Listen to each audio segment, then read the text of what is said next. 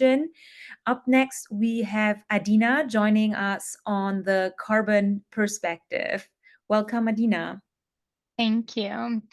All right, folks. It's great to be with you all. I'm Adina Mangubat, and I'm with a company called Air Miners. I'm going to be providing a little bit of background on the carbon perspective, but what I want to be responsible for is that it's really on the carbon removal perspective, because that is what Air Miners does. So what we do is we provide catalytic education and community for folks that are doing and interested in carbon removal. And if you're not familiar with what carbon removal is, that is being able to literally suck carbon back out of the atmosphere after it's already been emitted and storing it in a wide variety of different ways for hundreds or thousands of years. And so, our goal at COP, there were a couple of different goals that we had. One was to educate people about the fact that this is possible. So here you can see one of my co-founders, who's the tall blonde guy there, is David Tito, and we were having a discussion about the ways that you can store carbon using marine systems. So the person in the middle here, Noah, she's a member of Women in Climate, and they use wood waste from thinnings of forests, and they store it in an oxygen-free environment at the bottom of the Black Sea. So it's actually possible to take, carbon that has been stored in wood and prevent it from decomposing and storing it for thousands of years. So it was about, kind of educating people about all of these different types of methods of removal.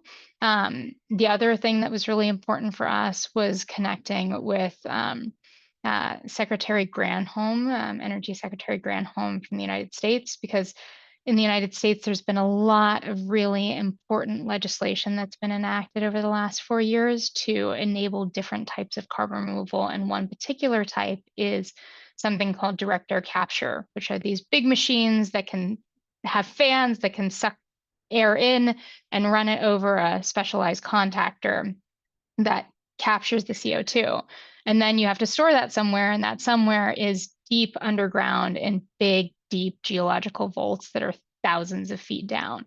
And there's been a bunch of really great legislation through the IRA and the Bipartisan Infrastructure Act to enable those kinds of activities. And there was a lot of concern about, like, is that going to be reversed?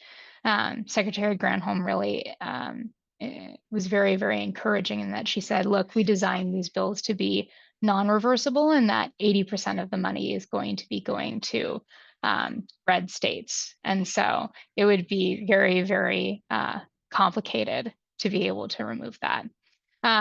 Next slide. The last thing that was really impactful for us was negotiations on Article 6. And it was a really impactful year for carbon removal. It included provisions for carbon removal, unlike COP28. There has been a lot of people sitting on the sidelines wondering about whether they should buy carbon removal or not. And there was a proposed new quality floor for carbon projects, which we think will increase confidence ultimately and drive more demand for carbon removal.